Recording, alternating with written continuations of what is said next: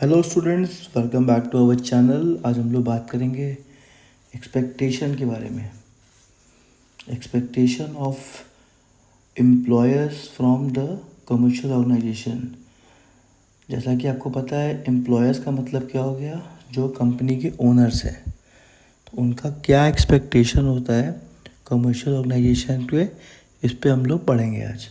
तो पहला है strategic leadership. Employers are expected to provide clear direction, strategic vision for the organization, guiding it towards its goal and ensuring the long-term sustainability and growth. तो हर एक employer चाहता है कि वो उसका जो लीडरशिप क्वालिटी है वो ऑर्गेनाइजेशन में दिखाई दे। मतलब उसके जो भी डिसीजंस हैं वो क्लियर रहें, उसके जो अच्छे स्ट्रैटेजी हैं वो ऑर्गेनाइजेशन के लिए हेल्पफुल रहें, प्लस वो जो ऑर्गेनाइजेशन को गाइड करता है वो बेस्ट तरीके से करे और जिसके वजह से ऑर्गेनाइजेशन लंबे समय तक फंक्शन करे। तो ये हो गया पहला पॉइंट, स्ट्रैटेजिक लीडरशिप। नेक्स्ट आते हैं effective management. Employers should implement efficient management practices to optimize resources, streamline operation and foster a productive and work environment. तो हर एक एम्प्लॉयर चाहता है कि उसके ऑर्गेनाइजेशन में जो मैनेजमेंट है वो इफ़ेक्टिव हो। मतलब जो भी काम चल रहा है कंपनी में वो सही तरीके से चलता रहे। तो जैसे ऑप्टिमम रिसोर्स, मतलब जो भी रिसोर्सेज वहाँ पे हैं उसका बेस्ट यूज़ हो, प्लस सब चीज़ स्ट्रीमलाइन ऑपरेशन, मतलब हर एक काम टाइमली हो, and foster a productive work environment. Work environment इतना अच्छा हो कि सारे जो भी एम्प्लॉयज़ हैं उनको किसी को दिक्कत ना हो। तो ये हो गया आपका सेकंड, इफ़ेक्टिव मैनेजमेंट।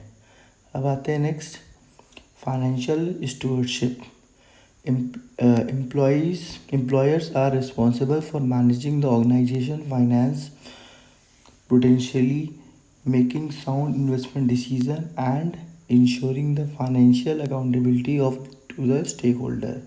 तो इसका मतलब क्या हुआ कि फाइनेंशियली हमारी कंपनी भी स्ट्रॉन्ग हो, साउंड हो, मतलब फाइनेंस का दिक्कत नहीं रहे। तो ये भी चाहता है एक एम्प्लॉयर। तो वहाँ पे जो भी चीज़ जो पहले से जो अकाउंटेबिलिटी है वो स्टेक होल्डर्स को हमेशा बनी रहे, प्लस जो इन्वेस्टमेंट डिसीज़न हो वो सही तरीके से लिया जाए ताकि जो भी फंड एम्प्लॉयर लगा रहा है वो कहीं भी वेस्ट ना हो। Next, market responsiveness. Employer should monitor market trend, anticipate change and adopt the market strategies and offering to the remain competitive and meet customer needs। इसका मतलब क्या हुआ कि जो हमारा ओनर है वो चाहता है कि वो मार्केट को सही तरीके से रिस्पॉन्स करे, मतलब मार्केट ट्रेंड्स के हिसाब से उसकी कंपनी चले। जो भी चेंजेस आ रही हैं, जो भी ज़रूरी चेंजेस हो उसकी कंपनी में वो होता रहे, प्लस वो एक कम्पिटिटिव इन्वायरमेंट में कंज्यूमर को अच्छे से अच्छा प्रोडक्ट ऑफ़र करे ताकि वो मार्केट में सर्वाइव कर सके। नेक्स्ट है compliance and governance. Employers must uphold legal and regulatory requirements, adhere to ethical standard and maintain transparency in the business practices to build trust and credibility with the stakeholder. मतलब जो भी rules regulation government के हैं, legal rule and regulation, उसको भी employer चाहता है कि उसको सही तरीके से फॉलो किया जाए, क्योंकि उसको फॉलो करने में सबसे बड़ा फ़ायदा उसका ये है कि कभी भी गवर्नमेंट ऑफिशियल उसको मतलब परेशान नहीं करेंगे। क्यों? क्योंकि वो सारा काम अप टू डेट रखेगा। तो ये रहा आपके 5 पॉइंट्स जो कि आपको लर्न करने हैं एग्ज़ाम्स के लिए।